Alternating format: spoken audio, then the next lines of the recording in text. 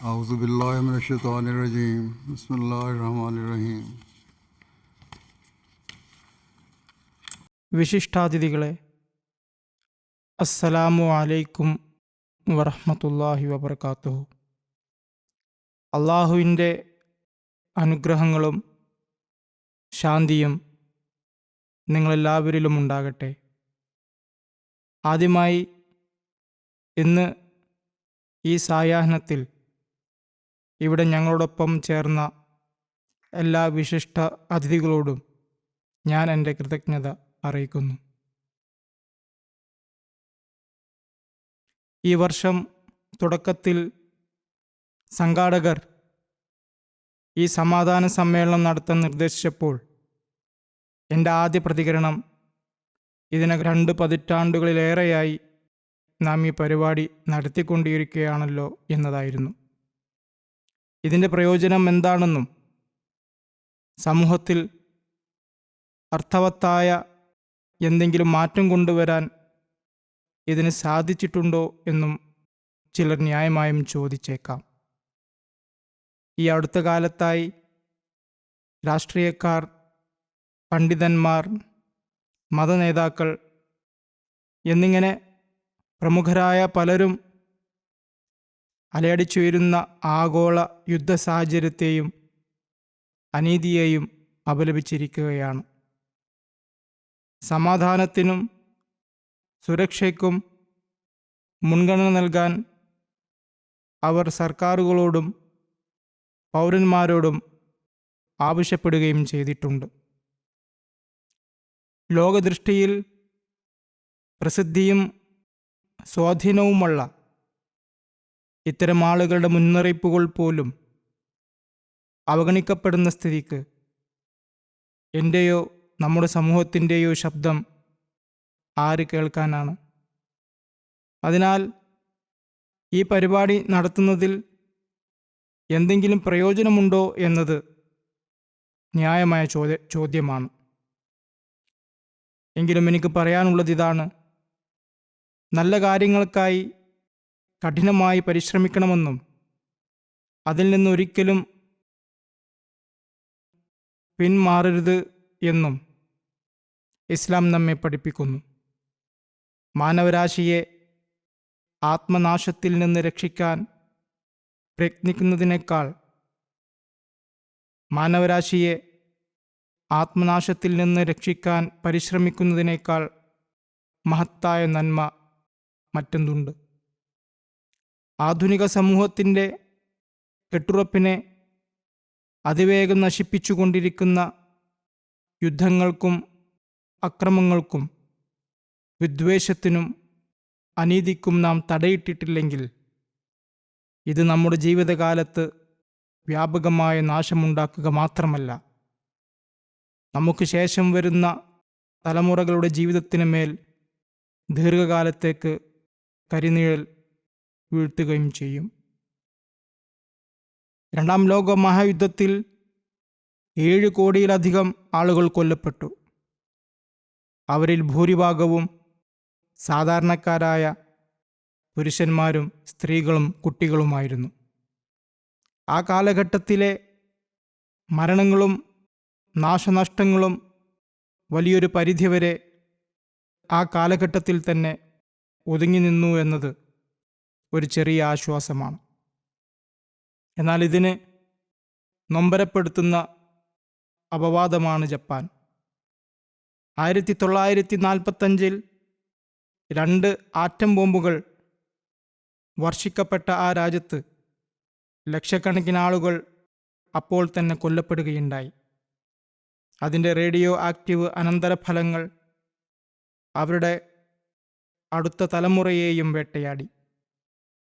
അതിജീവിച്ചവരുടെ കുട്ടികൾക്ക് ശാരീരികവും നാഡീസംബന്ധവുമായ വൈകല്യങ്ങൾ ഉണ്ടാകാനുള്ള സാധ്യത കൂടുതലാണെന്നും റേഡിയേഷൻ ഏറ്റ ഗർഭിണികൾക്കിടയിൽ ചാപിള്ളകളുടെ നിരക്ക് വർദ്ധിച്ചതായും വിവിധ പഠനങ്ങൾ തെളിയിച്ചിട്ടുണ്ട്.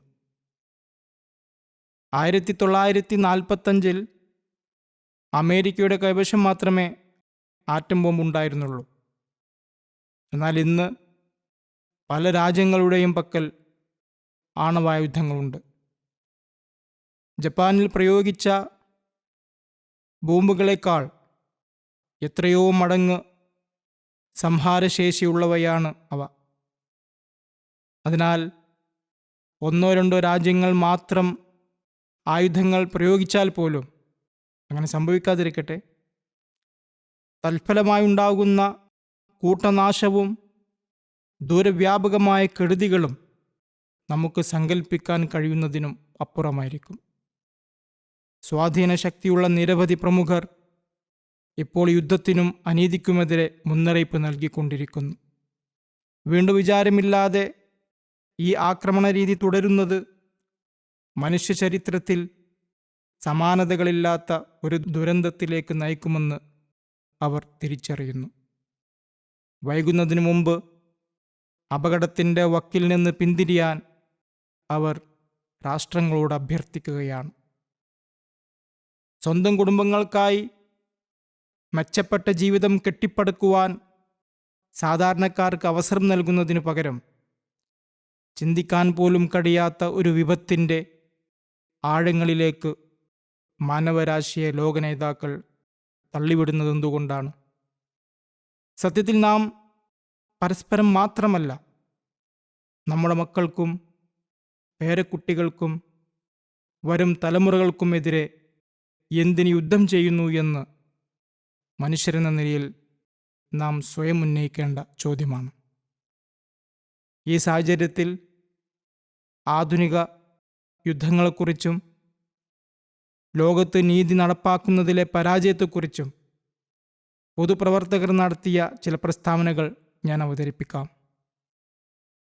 കഴിഞ്ഞ വർഷം അയർലാൻഡിലെ അന്നത്തെ പ്രസിഡന്റ് മൈക്കൽ ഹിഗ്ഗിൻസ് ഇപ്രകാരം മുന്നറിയിപ്പ് നൽകി: യുദ്ധഭീഷണിയുടെ സ്വരം ആഗോള ചർച്ചകളിൽ ആധിപത്യം പുലർത്തുന്ന ഒരു യുഗത്തിലേക്കാണ് നാം പ്രവേശിച്ചിരിക്കുന്നത്.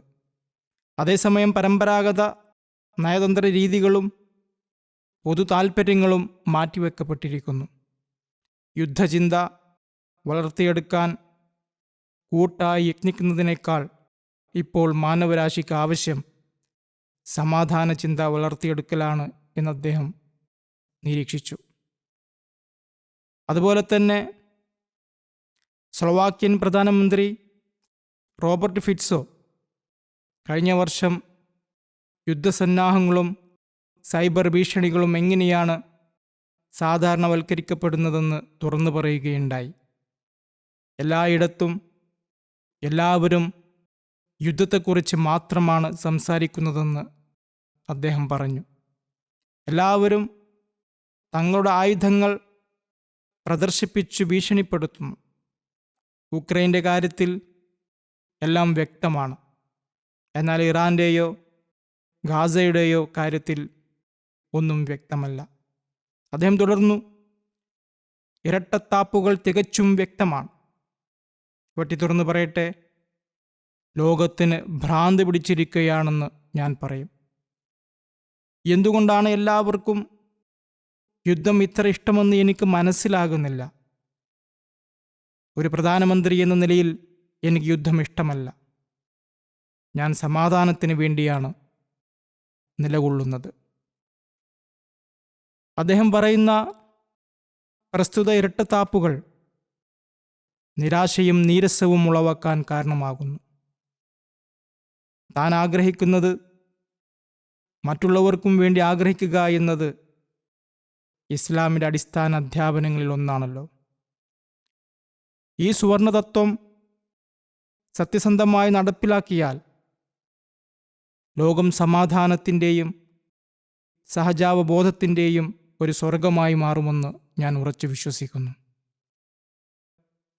ഇറാനെ ആക്രമിച്ചതിൻ്റെ പശ്ചാത്തലത്തിൽ ജർമ്മൻ വൈസ് ചാൻസലർ ലാർസ് കിൽജനും യുദ്ധത്തിനെതിരെ സംസാരിക്കുകയുണ്ടായി.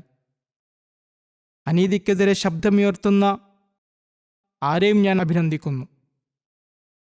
അതോടൊപ്പം അധികാരവും സ്വാധീനവുമുള്ളവർ തങ്ങളുടെ വാക്കുകൾ സാർത്ഥകമാക്കുന്ന പ്രായോഗിക നടപടികളും സ്വീകരിക്കേണ്ടതുണ്ട്.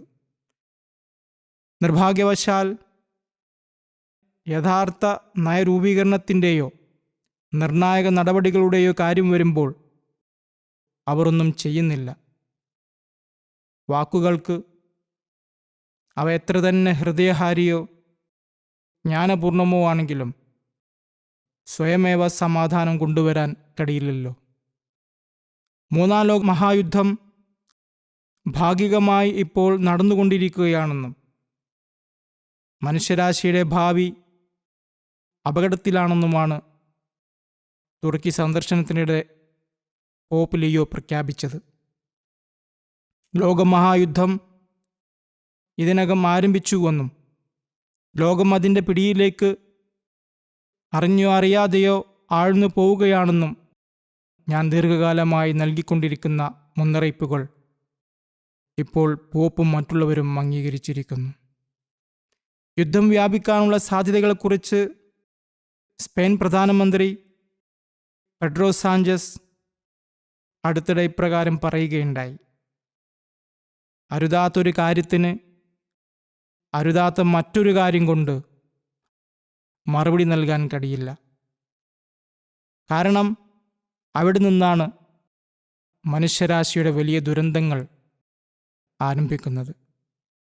കണക്കുകൂട്ടലുകളിലെ പിഴവുകൾ, സാങ്കേതിക തകരാറുകൾ, അപ്രതീക്ഷിതമായ സംഭവങ്ങൾ എന്നിവ കാരണം നിയന്ത്രണാതീതമായി മാറുന്ന നിരന്തര പ്രതികരണങ്ങളുടെ ഫലമായാണ് വലിയ ദുരന്തങ്ങൾ പലപ്പോഴും പൊട്ടിപ്പുറപ്പെടുന്നത്.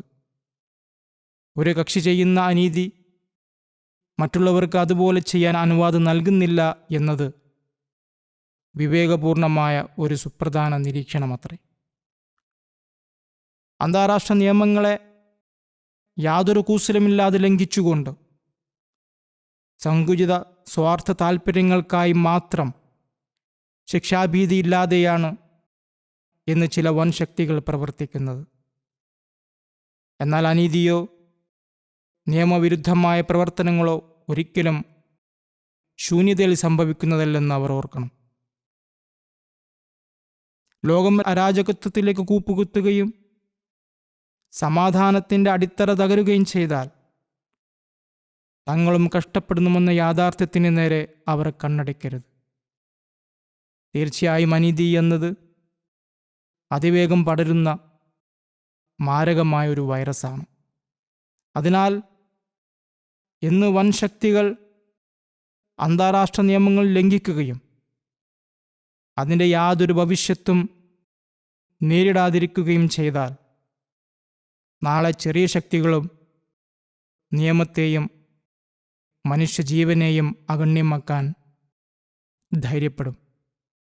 ഭരണകൂടങ്ങളും അവയുടെ നേതാക്കളും തങ്ങളുടെ പരാജയങ്ങൾ മറച്ചുവെക്കാൻ പലപ്പോഴും യുദ്ധങ്ങളെ ഒരു ജനശ്രദ്ധ തിരിച്ചുവിടാനുള്ള മാർഗമായി ഉപയോഗിക്കാറുണ്ടെന്നും സ്പാനിഷ് പ്രധാനമന്ത്രി നിരീക്ഷിച്ചു. ജനജീവിതം മെച്ചപ്പെടുത്താനും പ്രശ്നങ്ങൾക്ക് പരിഹാരം കാണാനും വേണ്ടിയാണ് സർക്കാരുകൾ, അല്ലാതെ ജനജീവിതം ദുസ്സഹമാക്കാനല്ല എന്ന് അദ്ദേഹം പറഞ്ഞു. പ്രസ്തുത കടമ നിർവഹിക്കാൻ കഴിവില്ലാത്ത നേതാക്കൾ തങ്ങളുടെ പരാജയം മറച്ചുവെക്കാൻ യുദ്ധത്തെ പുകമറയായി ഉപയോഗിക്കുന്നതും ആ പ്രക്രിയയിലൂടെ ചിലരുടെ മാത്രം പോക്കറ്റ് വീർപ്പിക്കുന്നതും ഒരിക്കലും അംഗീകരിക്കാനാവില്ല. മറ്റൊരു വിധത്തിൽ പറഞ്ഞാൽ, അധികാരത്തിനും ഭൗതിക നേട്ടങ്ങൾക്കും വേണ്ടിയുള്ള പരക്കം പാച്ചിൽ രാഷ്ട്രങ്ങളെയും അവരുടെ നേതാക്കളെയും തങ്ങളെ സേവിക്കാൻ ബാധ്യസ്ഥരായ ജനങ്ങളെ തന്നെ ഒറ്റിക്കൊടുക്കാൻ പ്രേരിപ്പിക്കുന്നു. ആശുപത്രികൾ നിർമ്മിച്ച് ജീവൻ രക്ഷിക്കുന്നതിന് പകരം മഹാനാശം വരുത്തിവെക്കുന്ന ആയുധങ്ങൾ നിർമ്മിച്ച് ജീവനുകൾ ഇല്ലാതാക്കാൻ കോടിക്കണക്കിന് പണം ചെലവഴിക്കുന്നതിനെ അദ്ദേഹം വിലപിക്കുന്നു. പ്രശസ്ത American political scientist professor John Mearsheimer അടുത്തിടെ ഇപ്രകാരം പറയുകയുണ്ടായി: പാശ്ചാത്യ രാജ്യങ്ങളിൽ, പ്രത്യേകിച്ച് അമേരിക്കയിൽ, സൈനിക ശക്തിയെക്കുറിച്ച് സംസാരിക്കാൻ നാം ഇഷ്ടപ്പെടുന്നു. ഇറാനികളും അതുതന്നെയാണ് ചെയ്യുന്നത്. ഏത് രാഷ്ട്രീയ പ്രശ്നത്തെയും സൈനിക മാർഗങ്ങളിലൂടെ പരിഹരിക്കാമെന്നും ആയുധബലം കാണിച്ചാൽ പ്രശ്നം തീരുമെന്നുമാണ് പൊതുധാരണ. ഇറാൻ യുദ്ധം തികച്ചും വ്യത്യസ്തമായ ഒരു സാഹചര്യത്തെയാണ് പ്രതിനിധാനം ചെയ്യുന്നത്.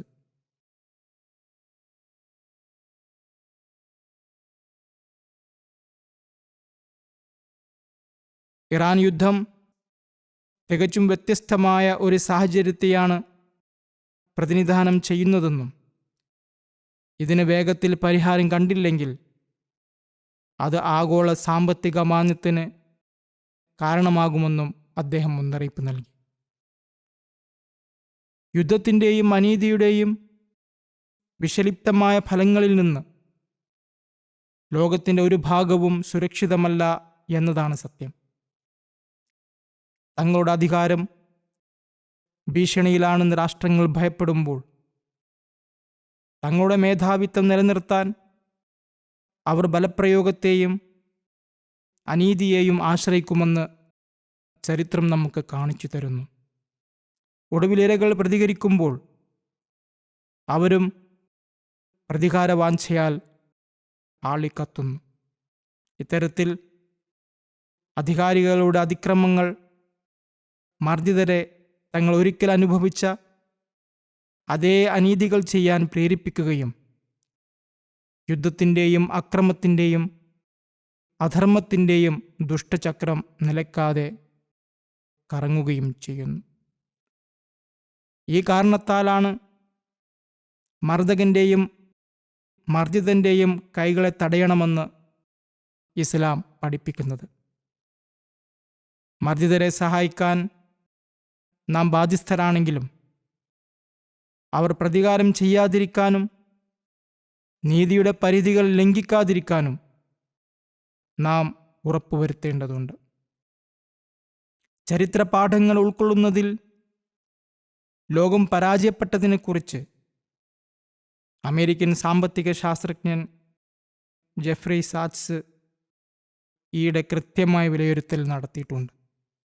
രണ്ടാം ലോകമഹായുദ്ധത്തിന് ശേഷം നിർമ്മിക്കപ്പെട്ട അന്താരാഷ്ട്ര നിയമങ്ങളും സംവിധാനങ്ങളും പൂർണ്ണമായും അലങ്കോലപ്പെട്ടുവെന്നും 1930കളുടെ അവസാനത്തിൽ ലീഗ് ഓഫ് നേഷൻസ് എത്രത്തോളം നിഷ്പ്രയോജനമായി ഭവിച്ചോ അത്ര തന്നെ വിഫലമാണ് ഇന്ന് ഐക്യരാഷ്ട്രസഭയെന്നും അദ്ദേഹം വാദിച്ചു.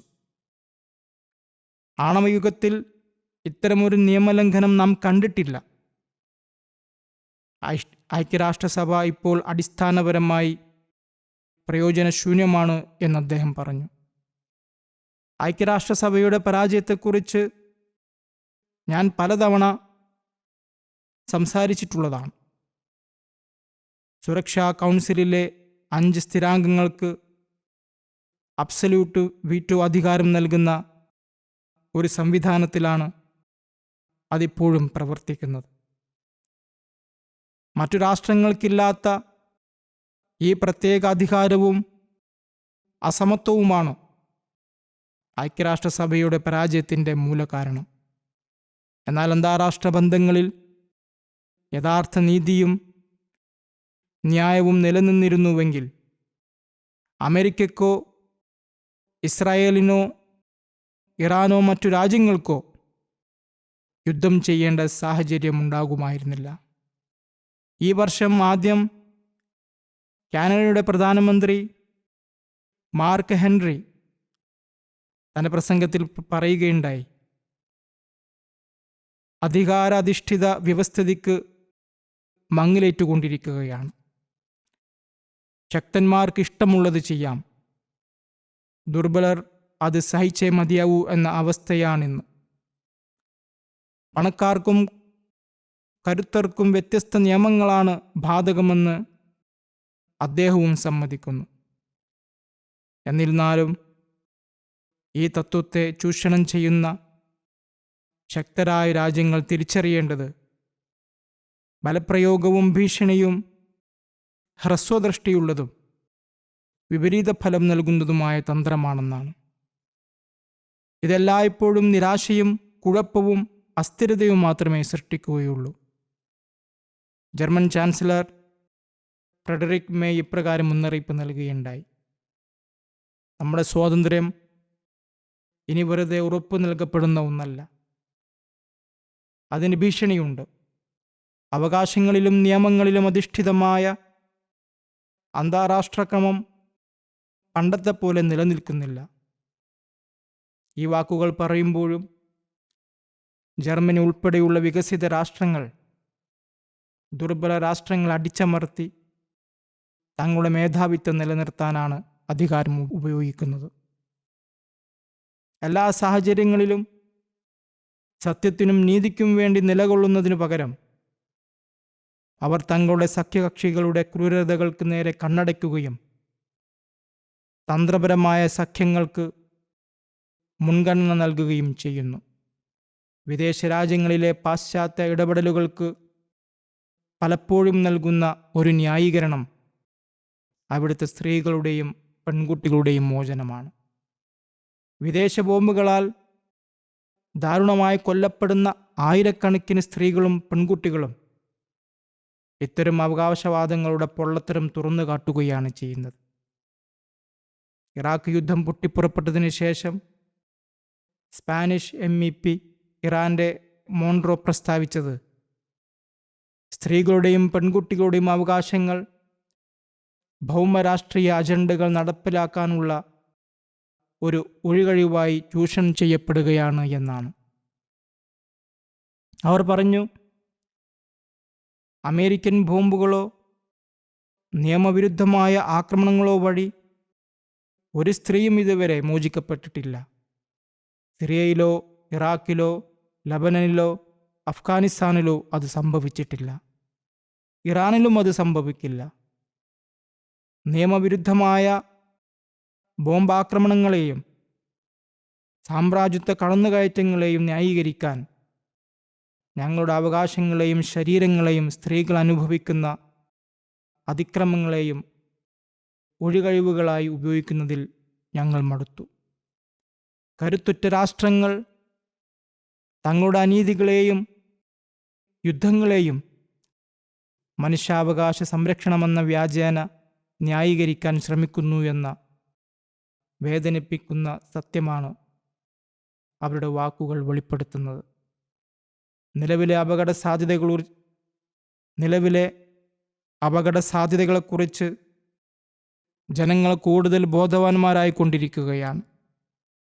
എന്നിരുന്നാലും ലോകത്തെ കുഴപ്പങ്ങൾക്ക് കാരണം ഇസ്ലാമാണെന്ന് പലരും കുറ്റപ്പെടുത്തുന്നത് കാണുമ്പോൾ ആത്മാർത്ഥരായ എല്ലാ മുസ്ലിങ്ങൾക്കും വലിയ വ്യസനമുണ്ടാകുന്നു. മുഖ്യധാരാ മാധ്യമങ്ങളും സോഷ്യൽ മീഡിയയും വഴി പ്രചരിക്കപ്പെടുന്ന ഇത്തരം ആരോപണങ്ങൾ തികച്ചും അസത്യവും അങ്ങേയറ്റം ദോഷകരവുമാണ്. ഇസ്ലാമിനെയോ മറ്റേതെങ്കിലും മതത്തെയോ പഴിചാരുന്നതിനു പകരം സമാധാനവും ഐക്യവും സ്ഥാപിക്കുക എന്ന പൊതുലക്ഷ്യത്തിനായി ജനങ്ങൾ ഒന്നിക്കുകയാണ് ലോകത്തിനിപ്പോൾ അടിയന്തരമായി വേണ്ടത്. അഹ്മദ മുസ്ലിം ജമാഅത്ത് എപ്പോഴും ഈ പരിശ്രമത്തിൽ മുൻപന്തിയിലുണ്ട്. അത് തുടരുകയും ചെയ്യും. പരസ്പര ധാരണ വളർത്തുന്നതിനും കുറഞ്ഞപക്ഷം ചിലരെയെങ്കിലും സമാധാനത്തിനായി സേവനം ചെയ്യാൻ പ്രചോദിപ്പിക്കുന്നതിനും വേണ്ടിയാണ് നാം ഈ പരിപാടി സംഘടിപ്പിക്കുന്നത്. ഇതേ ലക്ഷ്യം മുൻനിർത്തിയാണ് കുറച്ചു വർഷങ്ങൾക്ക് മുമ്പ് വിവിധ ലോക നേതാക്കൾക്ക് ഞാൻ കത്തുകൾ എഴുതിയത്. ഭിന്നതകൾ മാറ്റിവെച്ച് മാനവരാശിക്ക് വേണ്ടി ഒന്നിച്ചു പ്രവർത്തിക്കാൻ ഞാൻ അവരോട് അഭ്യർത്ഥിച്ചു. ഉദാഹരണത്തിന്, തൗറാത്തിൽ അധ്യാപനങ്ങൾ ചൂണ്ടിക്കാട്ടി ഇസ്രായേൽ പ്രധാനമന്ത്രിക്കും വിശുദ്ധ ഖുർആൻ ഉദ്ധരിച്ച് ഇറാന്റെ പ്രസിഡന്റിനും മറ്റ് മുസ്ലിം നേതാക്കൾക്കും ഞാൻ കത്തുകൾ അയച്ചു. നീതിയിലേക്കും മൈത്രിയിലേക്കുമാണ് ഞാൻ ക്ഷണിച്ചത്. ബ്രിട്ടീഷ് പ്രധാനമന്ത്രി അമേരിക്കൻ പ്രസിഡന്റ്, ചൈനീസ് പ്രസിഡന്റ് തുടങ്ങി നിരവധി രാഷ്ട്രത്തലവന്മാർക്കും ഞാൻ ഇതേ സന്ദേശം അയച്ചു. ലോകത്തിൻ്റെ ശോചനീയമായ അവസ്ഥയെക്കുറിച്ച് ചിന്തിക്കാനും മാനവരാശി നേരിടുന്ന അസ്തിത്വപരമായ ഭീഷണികൾ തിരിച്ചറിയാനും അവരെ പ്രേരിപ്പിക്കുക എന്നതായിരുന്നു എൻ്റെ ഏക ലക്ഷ്യം. എന്നാൽ നിർഭാഗ്യവശാൽ അവരത് കേൾക്കാൻ തയ്യാറായില്ല. ലോകത്ത് വർദ്ധിച്ചു വരുന്ന അസ്ഥിരതയും കുഴപ്പവും ആ പരാജയത്തിൻ്റെ തെളിവാണ്. യുദ്ധങ്ങൾ നടക്കുന്നു, രാഷ്ട്രങ്ങൾ വിഭജിക്കപ്പെടുന്നു, വിദ്വേഷം വ്യാപിക്കുന്നു, ന്യൂനപക്ഷങ്ങൾ വേട്ടയാടപ്പെടുന്നു. ഈ കാലഘട്ടത്തിൽ സഹിഷ്ണുതയും കരുണയും അനുകമ്പയും ഗുണങ്ങളായല്ല, മറിച്ച് പലപ്പോഴും ബലഹീനതകളായിട്ടാണ് കാണുന്നത്. ഇതെല്ലാം സംഭവിക്കുമ്പോഴും ഇസ്ലാം ഒരു തീവ്രവാദ മതമാണെന്നും ലോകത്തെ ദുരിതങ്ങൾക്ക് മൂലകാരണമാണെന്നും ആരോപിക്കപ്പെടുന്നത് വലിയ അനീതിയാണ്. ഞാൻ നേരത്തെ അവതരിപ്പിച്ച പ്രസ്താവനകളിൽ ഒന്നുപോലും ഇസ്ലാമിനെ പരാമർശിച്ചിട്ടില്ല.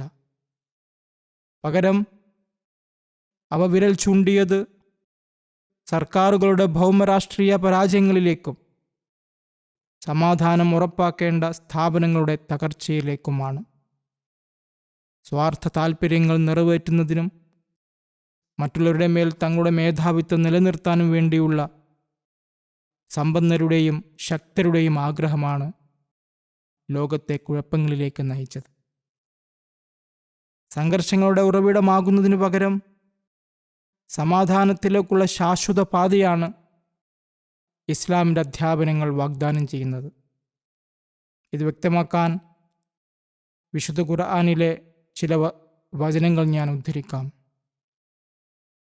4-ാം അധ്യായത്തിൽ 136-ാം വചനത്തിൽ ഇപ്രകാരം പറയുന്നു: സത്യവിശ്വാസികളെ, നിങ്ങൾ നീതിയിൽ ഉറച്ചു നിൽക്കുന്നവരും അള്ളാഹുവിനു വേണ്ടി സാക്ഷ്യം വഹിക്കുന്നവരുമായിരിക്കുക.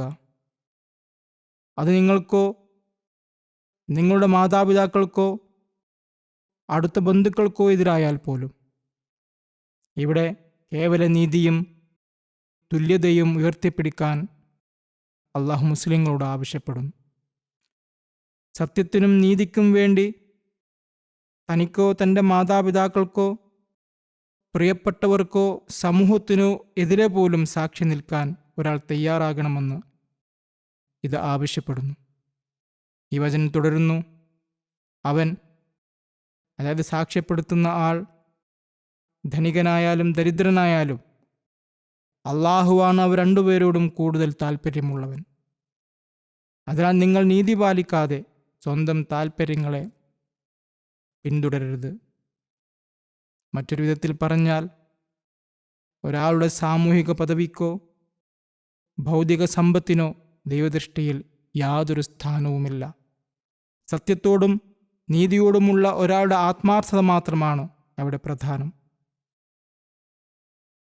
അതുകൊണ്ട് യഥാർത്ഥ നീതിയിലേക്കുള്ള മാർഗം തടസ്സപ്പെടുത്തുന്ന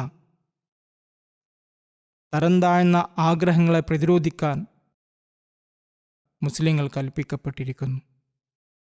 അതുപോലെ തന്നെ 5-ാം അധ്യായം 9-ാം വചനത്തിൽ ഇപ്രകാരം പറയുന്നു: അള്ളാഹുവിനു വേണ്ടി നിലകൊള്ളുന്നവരും നീതിക്ക് സാക്ഷ്യം വഹിക്കുന്നവരുമായിരിക്കുക.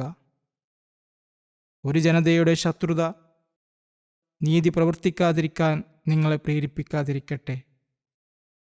എല്ലായ്പ്പോഴും നീതി പാലിക്കുക. അതാണ് ഭക്തിയോട് ഏറ്റവും അടുത്തത്. ഇവിടെയും തങ്ങളെ എതിർക്കുന്നവരോട് പോലും എല്ലാ സാഹചര്യങ്ങളിലും നീതിയും സത്യനിഷ്ഠയും പുലർത്താൻ അള്ളാഹു മുസ്ലിങ്ങളോട് കൽപ്പിക്കുന്നു. സ്വന്തം പക്ഷത്തുള്ളവരോട് നീതി കാണിക്കുക എന്നത് എളുപ്പമാണ്.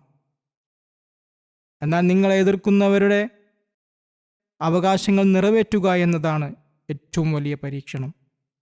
യുദ്ധം തകർത്ത ഇന്നത്തെ ലോകത്ത് വലിയ പ്രസക്തിയുള്ള വിശുദ്ധ ഖുർആനിലെ മറ്റൊരു ഭാഗമാണ് 49-ാം അധ്യായത്തിലെ 10-ാം വചനം. രണ്ട് രാഷ്ട്രങ്ങളോ വിഭാഗങ്ങളോ തമ്മിൽ സംഘർഷത്തിലാണെങ്കിൽ അവരെ അനുരഞ്ജിപ്പിക്കാൻ ശ്രമിക്കേണ്ടത് മറ്റുള്ളവരുടെ കടമയാണെന്ന് അത് വ്യക്തമാക്കുന്നു. സമാധാന കരാർ സ്ഥാപിക്കപ്പെട്ട ശേഷം ഏതെങ്കിലും ഒരു കക്ഷി അത് ലംഘിക്കുകയാണെങ്കിൽ അക്രമിക്കെതിരെ മറ്റുള്ളവർ ഒന്നിക്കുകയും അവരുടെ ക്രൂരതകൾ അവസാനിപ്പിക്കാൻ ആനുപാതികമായ ബലം പ്രയോഗിക്കുകയും വേണം. എന്നാൽ അക്രമി സമാധാനത്തിലേക്ക് മടങ്ങിയാൽ പിന്നെ അവരോട് പ്രതികാരം ചെയ്യാൻ പാടില്ല. പകരം അവരുടെ അന്തസ്സും ആദരവും സംരക്ഷിക്കപ്പെടണം. ശക്തനോ ദുർബലനോ നീതിമാനോ അതിക്രമിയോ ആരുമാകട്ടെ, എല്ലാ സാഹചര്യങ്ങളിലും സുസ്ഥിരമായ സമാധാനം ഉറപ്പാക്കാനുള്ള മാർഗമാണിത്. നീതിയോടെ പ്രവർത്തിക്കണമെന്നാണ് ഇസ്ലാം നമുക്ക് നൽകുന്ന പാഠം. കൂടാതെ സമാധാനം കൈവരിക്കുന്നതിന് ത്യാഗമനോഭാവം ആവശ്യമാണ്. ഒരു രാജ്യം മറ്റുള്ളവരിൽ നിന്ന് ഇളവുകൾ പ്രതീക്ഷിക്കുകയും സ്വന്തം ഭാഗത്തു നിന്ന് ഒന്നും ചെയ്യാതിരിക്കുകയും ചെയ്യുന്നത് ശരിയല്ല. ഒരു ഇസ്ലാമിക വീക്ഷണകോണിൽ നിന്നാണ് ഞാൻ സംസാരിക്കുന്നതെങ്കിലും നീതി എന്നത് സമൂഹത്തിൻ്റെ എല്ലാ തലങ്ങളിലും എല്ലാ മതങ്ങളിലും വിശ്വാസങ്ങളിലും പെട്ടവർക്കിടയിൽ സമാധാനം ഉറപ്പാക്കുന്ന ഒരു സാർവത്രിക തത്വമാണെന്നതാണ് എൻ്റെ ഉറച്ച വിശ്വാസം. മതവ്യത്യാസങ്ങൾ ഒരു വ്യക്തിയെ മറ്റു വിശ്വാസികളുടെ മതപരമായ ജ്ഞാനത്തെ തള്ളിക്കളയാൻ പ്രേരിപ്പിക്കുന്നതാവരുത്. ഓരോ ജ്ഞാനവചനവും വിശ്വാസിയുടെ നഷ്ടപ്പെട്ട സ്വത്താണെന്നും അതെവിടെ കണ്ടാലും സ്വീകരിക്കണമെന്നും ഇസ്ലാം പഠിപ്പിക്കുന്നു. അതൊരു ക്രിസ്ത്യാനിയിൽ നിന്നോ യഹൂദനിൽ നിന്നോ നിരീശ്വരവാദിയോ മറ്റാരോ ആയാലും ശരി. അത്തരം തുറന്ന മനസ്സ് ഒരാളുടെ സ്വഭാവത്തെ മെച്ചപ്പെടുത്തുക മാത്രമല്ല, നീതിയോടും സഹിഷ്ണുതയോടും സമാധാനത്തോടുമുള്ള അവരുടെ പ്രതിബദ്ധത വർദ്ധിപ്പിക്കുകയുമാണ് ചെയ്യുന്നത്. ലോകത്തെ ആശങ്കപ്പെടുത്തുന്ന യാഥാർത്ഥ്യങ്ങളാണ് ഞാൻ വിവരിച്ചതെങ്കിലും ചില വ്യക്തികളും രാഷ്ട്രങ്ങളും മറ്റുള്ളവരുടെ അധികാരവും സമ്പത്തും മോഹിക്കുമ്പോഴും സാധാരണക്കാരായ മനുഷ്യർ സമാധാനത്തോടെ ജീവിക്കാൻ മാത്രമാണ് ആഗ്രഹിക്കുന്നതെന്ന് ഞാൻ വിശ്വസിക്കുന്നു. അതിനാൽ ഓരോ വ്യക്തിക്കും ഒരു പങ്ക് വഹിക്കാനുണ്ട്. ആ ഉത്തരവാദിത്തത്തിൻ്റെ ഭാരം ഓരോ ദിവസം കഴിയുന്തോറും വർദ്ധിച്ചുകൊണ്ടിരിക്കുകയാണ്. പോപ്പ് പറഞ്ഞതുപോലെ ഒരു മൂന്നാം ലോക മഹായുദ്ധം ഭാഗികമായി ആരംഭിച്ചു കഴിഞ്ഞു. അത് ലോകത്തെ മുഴുവൻ വിഴുങ്ങുന്നതിനു മുമ്പ് തടയാൻ പരിശ്രമിക്കണം. അല്ലാത്തപക്ഷം അതിൻ്റെ വ്യാപ്തിയും തുടർന്നുണ്ടാകുന്ന ജീവഹാനിയും കഴിഞ്ഞ 2 ലോകമഹായുദ്ധങ്ങൾ ഉളവാക്കിയ ഭീതിയേക്കാൾ എത്രയോ വലുതായിരിക്കുമെന്ന് ഞാൻ ഭയപ്പെടുന്നു. മാനവചരിത്രത്തിൽ തന്നെ സമാനതകളില്ലാത്തത്ര ബീഭത്സമായിരിക്കും അത്. അത്തരമൊരു ദുരന്തം നമ്മെ മാത്രമല്ല ബാധിക്കുക, അതിൻ്റെ ഭയാനകമായ കരിനിഴൽ വരും തലമുറകളുടെ ഭാവിയെ ഇരുട്ടിലാഴ്ത്തും.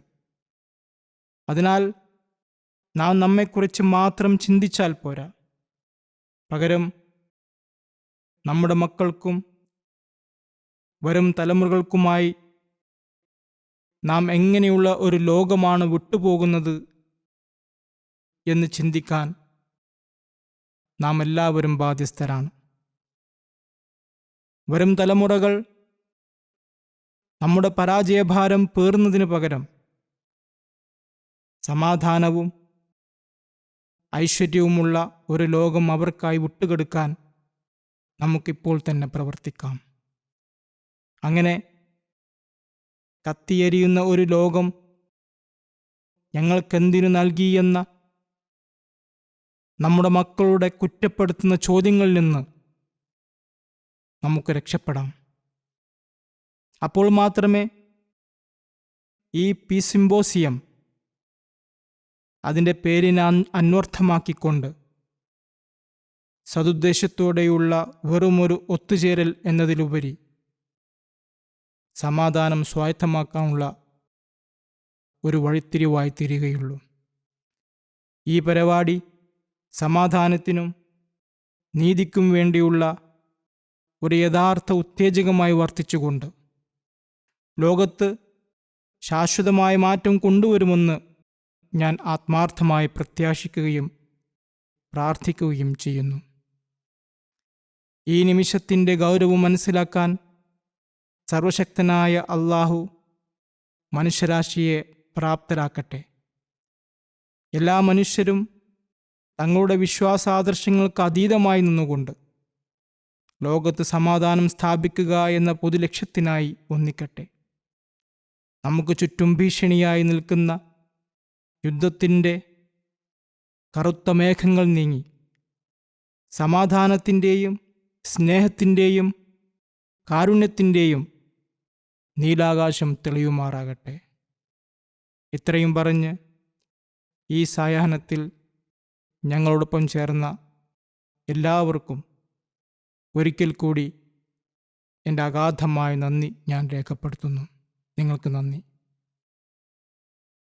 ഇതോടെ ഔദ്യോഗിക പരിപാടികൾ അവസാനിക്കുന്നു.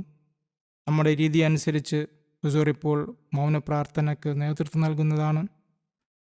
നാം കൈകൾ ഉയർത്തി പ്രാർത്ഥിക്കുന്നു. നിങ്ങൾക്ക് സൗകര്യപ്രദമായ രീതിയിൽ ഇതിൽ പങ്കുചേരാവുന്നതാണ്.